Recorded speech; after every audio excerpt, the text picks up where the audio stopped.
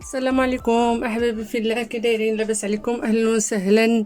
فيديو جديد خفيف وظريف كما العاده، وفي وصفه جديده خفيفه كما العاده يا رب العالمين. اليوم جيتكم بواحد الوصفه صحيه واقتصاديه ودائما في اطار الاكل الصحي والسهلك بلا ما تهلك. اليوم غاجيت نحضر معكم معقوده ديال الكوليفلور ولا الشيفلور ولا القرنبيط، كل واحد كيفاش كيسميه كيختلف الاسم ديالو. ومادام هذا وقت الشيفلور وقت القرنبيط، قلت علاش ما نشاركش معكم هذه الوصفه، وهي صحيه جدا حيت كتمشي في الفرن، ما غنقليهاش انا. المهم وصفه رائعه وبنينه بزاف وسهله في متناول الجميع. معقوده ديال كوليفلور او الشيفلور. المهم بسم الله على بركه الله. اول حاجه انا عندي هنا واحد المقدار ديال كوليفلور، انا تقريبا عندي هنا جوج ديال الريوس ديال الشيفلور صغار، يعني ماشي هذوك الكبار، جوج ديال الريوس. بعد ما قطعتهم هكذا وريضات كما كتشوفوا، وغسلتهم في الماء مع شويه ديال الخل ولا عصير الحامض باش يعني دوك الاتربه ودوك الحشرات. المهم الانسان كينقيه مزيان، يعني هاد الخضره خصها تنقى مزيان. انا عندي هنايا البرمه، انا غنبخرو هاد الكوليفلور. هانتوما فيها الماء راه يعني كيغلي. هاد الكوليفلور بغيتو نتوما تسلقوه في الماء سلقوه، بغيتو تبخروه بخروه، ولكن من الافضل يتبخر احسن حاجه. ولا سلقتوه في الماء ديروا معاه واحد القطره ديال الخل باش ما يشربش داك الماء، حيت ملي كيتسلق كتمشي الفائده ديالو ديال القرنبيط، يعني ما كيبقاش محافظ على ديك الفائده اللي كتكون فيه، وكيبقى شارب الماء بزاف، يعني واخا تقطريه كيبقى داير. وانا كنفضل يعني نبخرو. المهم هانتوما انا غنبخر هاد الكوليفلور ديالي كما كتشوفوا هنايا في الكسكاس. انا درتو في البرمه هادي لا ما شفتهاش حيدها. المهم وانتم بغيتو كما قلت لكم تسلقوه في الماء سلقوه، ولكن ديروا معاه قطره ديال الخل. المهم غندير معاه شويه ديال الملحه هانتوما باش ما يجيش مسوس، وغندردر عليه شويه ديال الابزار او الفلفل الاسود هانتوما صافي. وغنخلي الكوليفلور ديالي يتبخر مزيان ولا يتفور مزيان في هذا الكسكاس، ونتلاقاو نشوفوا الوصفه كيفاش غنديروا ليها. بعد ما تفور الشيفلور ديالي او القرنبيط، انا غنبدا نمعس فيه هكذا بالفرشيطه. هانتوما شفتوا الطريقه ساهله، ملي كيتفور دغيا كيتمعس. المهم انا غنمعسو بالفرشيطه ونرجع لكم. معست مزيان الشيفلور ديالي هانتوما كما كتشوفوا، ولا على شكل عجين.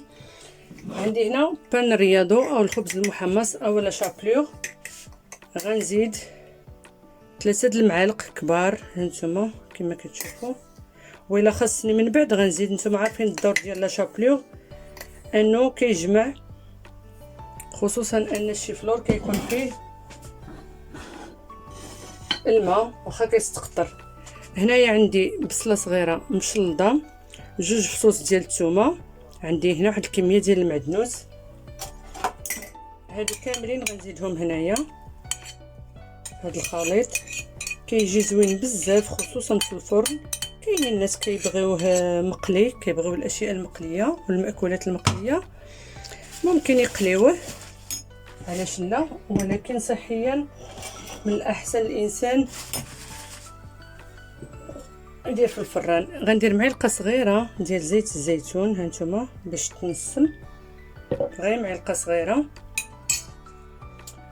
وغنجيب هنايا بيضه، انا ديما كنهرسها بوحدها باش سبحان الله ما تكونش صالحه. ولا هانتوما بيضه وحده غنزيدوها هنايا،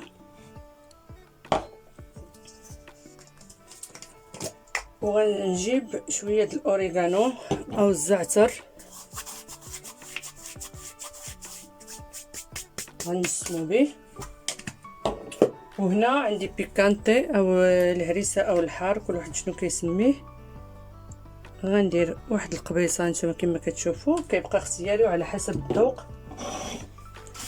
اما بالنسبه للتوابل عندي هنا بابريكا او الفلفل الاحمر والتحميره، عندي القليل فقط من الملون الغذائي زعفران، عندي هنا الفلفل الاسود او الابزار، عندي هنا الملح كيبقى حسب الذوق. وما انا غندير ومن بعد غندوق، وإلا خاصني الملحه ومن بعد غنزيد. المهم دابا هاد المكونات خصنا نخلطوهم مزيان مع بعضياتهم ويتجانسوا.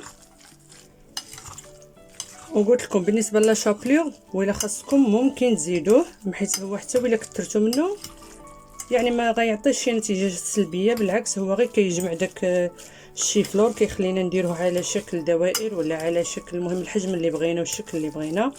المهم انا غنخلط مزيان هاد العناصر تتجانس مع بعضياتها. المهم انا مازال غنزيد لا شابلور ولا بان رياضو. المهم قلت لكم عينكم ميزانكم على حسب الكميه، حيت هو لا شابلور كيجمع، وحتى ولا كثرتوه ما غيضركمش يعني، ولا ما غيضيعش الوصفه. فهمتوا كيفاش؟ يعني عينكم ميزانكم على حسب الشيفلور اللي غديروا وعلى حسب الكميه اللي غديروا. المهم انا غنبقى كنخلط وكنشوف، الا تجمع ليا هذاك هو، ما تجمعش غنزيد الخبز المحمص او بان رياضو.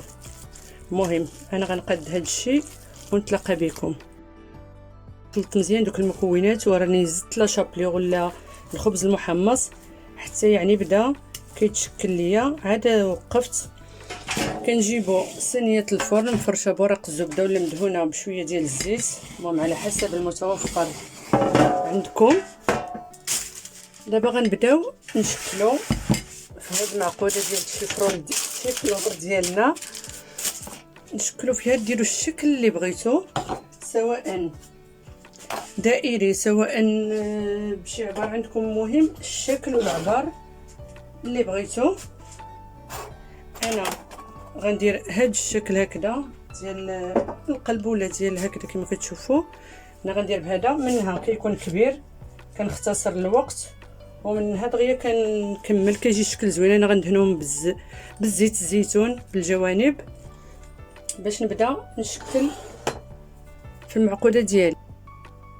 المهم انا حطيت هاد المول هنايا كما كتشوفوا الصغير، غنهز واحد الكميه من داك الخليط ديال الشيفلور كما كتشوفوا عندي هنايا، بلاتي نجيب لا فوشيط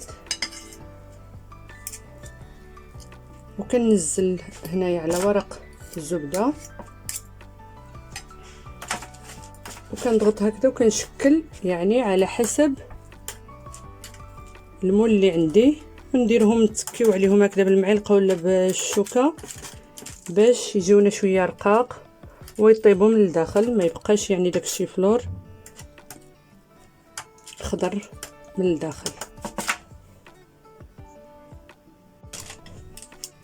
وكندهن صبعاني هكذا بالزيت بزيت الزيتون وكنضغط عليه مزيان كما كتشوفوا باش نحيد المول. المهم انا غير بغيتهم يجوني على هذا الشكل وصافي. كنقداوهم بطبيعه الحال هكذا مع الجوانب بالمعلقه ولا. المهم انا غنشكل الانواع والاشكال اللي بغيت، وانتم ديروا الشكل والنوع اللي بغيتو. المهم كنستمر بنفس الطريقه. المول ديما كندهنوا بالجوانب، هانتوما كما كتشوفوا. كنهز واحد الكميه ديال الخليط اللي عندي، وبغيتو عاوتاني ديروهم كويرات هكذا وديروا فيهم الجبن هنا لداخل، ممكن ديروه. انا ما بغيتش ندير الجبن حيت قلت لكم دهني بزاف وفي اطار الاكل الصحي والرجيم ما كنكثرش منه انا، ولكن كفكره اللي بغى يعبئهم ولا يدير فيهم الجبن من الداخل يديروا. علاش لا كيبقى اختياري، ولا ملي تكونوا كتخلطوا دوك العناصر تضيفوا جوج الحبات ديال الجبن ولا وحده ولا على حسب الاختيار. المهم انا غنستمر بنفس الطريقه، غنقد في هذه المعقوده ديالي كما شفتوا ونتلاقى بكم. بالنسبه للشكل كيبقى اختياري. بعد ما شكلت العقوده ديالي على هذا الشكل الكبير كيختصر الوقت، بغيتو ديروه دائري ديروه. ومن عطاتني هاد الصينيه وهذه كذلك، وهادو شاطولي درتهم هكذا دواور، واحد 3 دواور. دابا كنجيبو زيت الزيتون كما كتشوفوا الشتاء ولا زيت المائده، المهم اللي متوفر عندكم، كندهنو مزيان هكذا من الفوق باش ملي كيطيبوا كيعطيونا داك الشكل الذهبي، داك اللون الغامق، يعني خصهم يتحمروا مزيان. والفران راه مشعول عندي على 180 درجه من الفوق ومن التحت، ندخلوهم الفران يطيبوا من الفوق ومن التحت حتى يتحمروا مزيان وياخذوا داك اللون الذهبي ديالهم. عاد نطفيو عليهم. ممكن هنايا في هذه المرحله عاوتاني تزيدوا عليهم الفرماج المحكوك ديال الموتزاريلا، او الا درتوهم دوائر ديروا فيهم الفرماج الاحمر، قطع الفرماج الاحمر يعني الداخل. ممكن ندهنوا مزيان وكنقدوا ليهم الشكل. المهم انا حبيت نديرهم هكذا كبار باش نختصر الوقت. الا بغيتو ديروا شكل دائري كيبقى اختياري. المهم انا غندهنهم كاملين، غندهنهم عفوا غندهنهم كاملين بالزيت وندخلهم للفران. ما تمشيو فين، نخليكم معايا تشوفوا الشكل النهائي. المهم احبابي في الله، هذا هو الشكل النهائي ديال المعقوده ديال الشيفرلور او كوليفلور او القرنبيط، كل واحد كيفاش كيسميه. ها نتوما الشكل ديالو كيفاش جا. انا قلت لكم درتو شكل كبير باش نختصر الوقت. ممكن ديروه دوائر. ها نتوما كيفاش كيجي محمر من التحت ومن الفوق. وشوفوا اللون الذهبي اللي عطانا، اللون الغامق ملي دهناه بزيت الزيتون، والنكهه كتجي زوينه بزاف. رافقت هنايا بصلصه المايونيز والكيتشوب الحار، وهنا الصلصه كتبقى على حسب الذوق وعلى حسب يعني الاختيار. هانتوما شوفوا كيفاش كيجي من الداخل وزوين بزاف. ها حنا ندوقو شويه كيجي زوين وبنين وصحي، ما تشبعوش منه. هانتوما على عينيكم، ها كيفاش كيجي وخفيف ودغيا كيوجد وسهل. المهم ولا عجبكم الفيديو ما تنساونيش باللايك وبالتعليق ديالكم اللي كيشجعوني. اللقاء في فيديو قادم ان شاء الله يا رب العالمين.